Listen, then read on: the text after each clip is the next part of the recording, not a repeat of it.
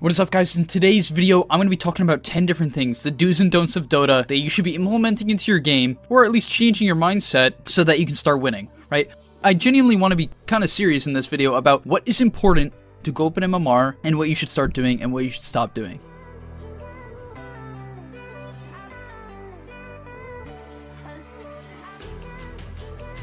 This pro guide you're about to see is one of hundreds, just like it, over at GameLeap.com. GameLeap is your #1 stop to become a specialist in your desired role fast. Check us out today with the discount link in the description below to unlock your hidden potential, but for now, let's hop into the video. So for the first do of the video is one that I've noticed a lot of players struggle with, and even sometimes I feel like I almost preach against this to some extent, but that's you should work with your teammates. Like, really do work with your teammates. It's one of those things where at the highest of MMR brackets, you'll constantly see ganks that revolve around more than one hero, right? But the lower and lower you get, the more I feel like it's either just a 5-man fight or just people making solo plays, okay? The 2 or the 3-man gank, or even the 4-man movement, I believe is one of the most powerful plays of Pro Dota. You notice teams like Infamous or OG would constantly make plays as 3, 4, even 2 if it was Jerax or Topson in the mid lane, and it would create immense amount of space, but also enable them to get kills. Killing a hero alone in Dota is mad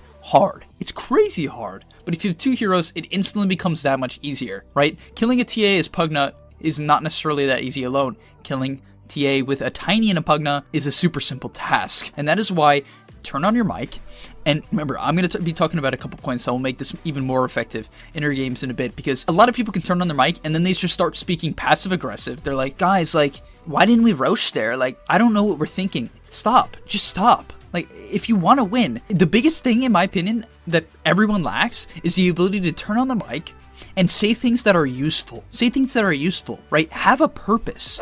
Now, for the first don't, I just want to mention that I really don't think you should start with Quelling Blade in the side lane, and every pro doesn't do this as well. So why do I see every single core buying a Quelling Blade into the side lane? It makes no sense. Just buy it at the side shop, right? Save 100 gold by only going Stout Shield, 6 Tangos, and a branch, and then, as a result, you're going to be able to save extra, right? You're going to have the branch, the extra Tangos, and the Stout Shield, right?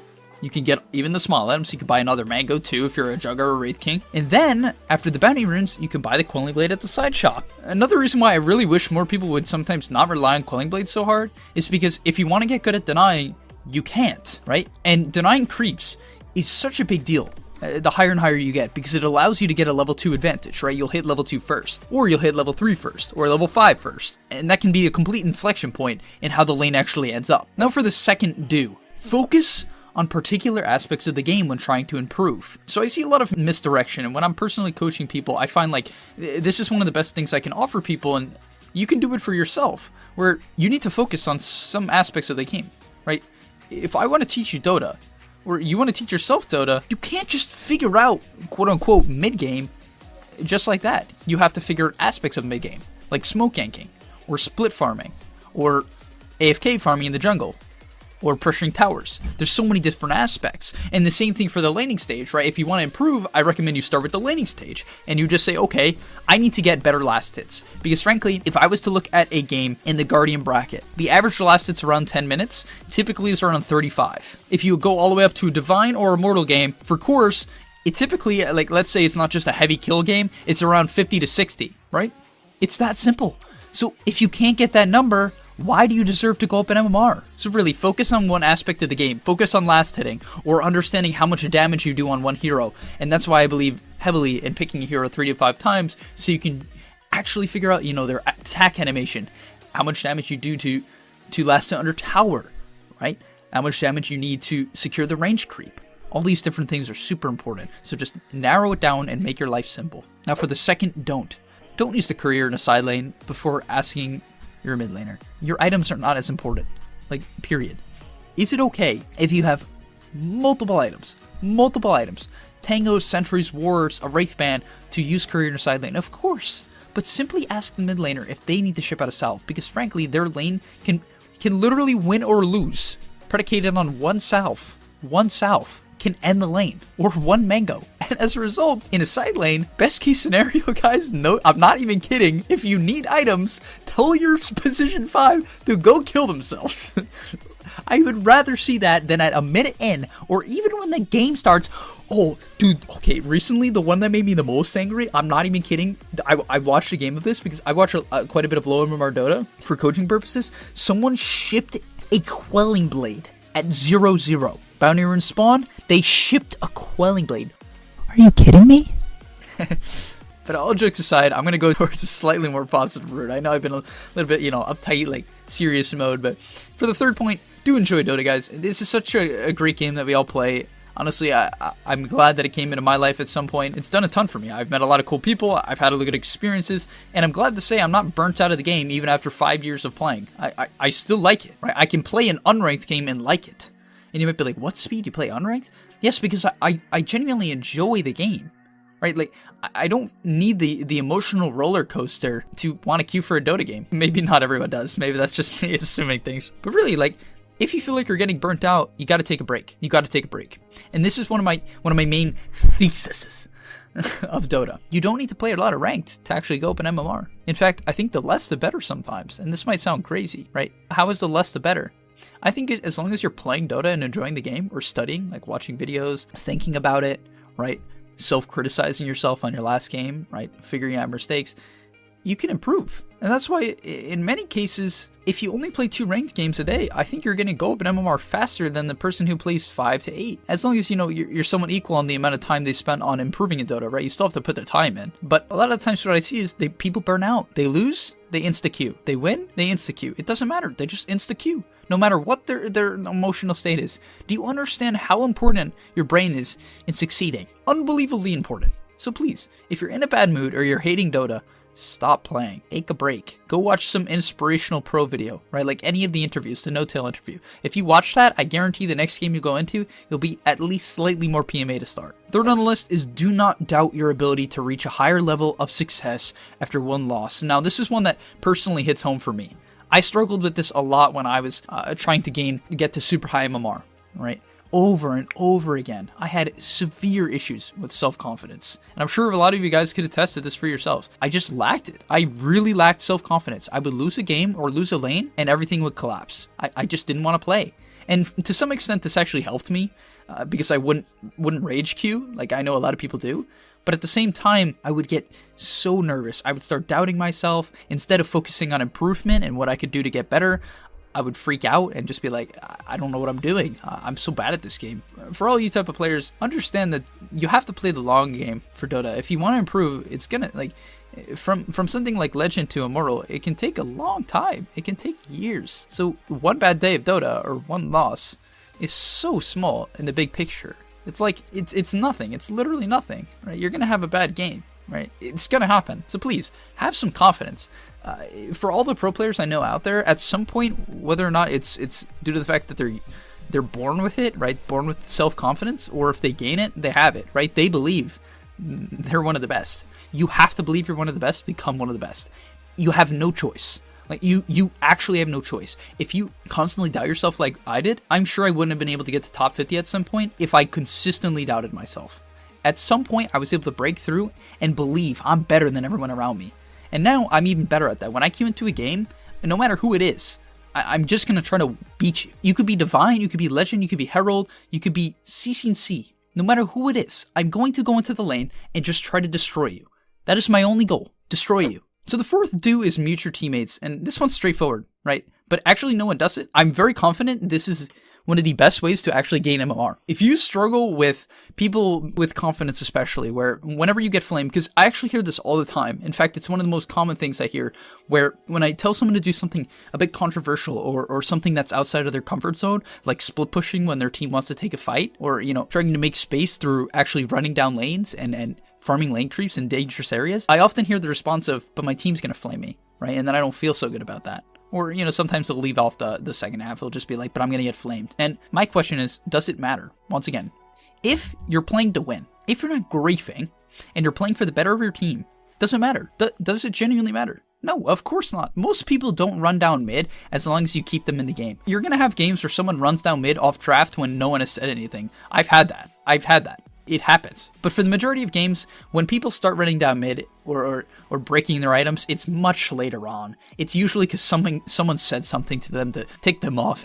And a lot of the times it's you. So open up the game. If you know you can't deal with these type of things at this point in your life, open up the thing and just start clicking the buttons until they're red. All red. Friendlies, enemies. Just click it, please. For yourself, for me. Because I honestly think this will help people more than anything else. Now, the fourth don't is something more Dota related instead of mentality, even though I think Dota is literally 50-50 in gameplay and mentality if you're trying to gain MMR. It's don't overdive for kills when ahead. I see this problem a lot, especially when I'm going lower and lower in terms of what games I'm watching, where kills are the priority. Kills shouldn't always be the priority in Dota, right? If you're going to kill, it should be in an attempt to actually shut down farm, right? You should literally kill an attempt to actually limit other people's lives to the large extent. Otherwise, if they're already zoned off the wave and they're 1/4 HP and you're full, you don't need to dive them. In fact, I think it's one of the worst plays in Dota because what ends up happening is you dive them, they TP back, and then they're an advantage. Simply use leads, use regen leads to zone people off waves.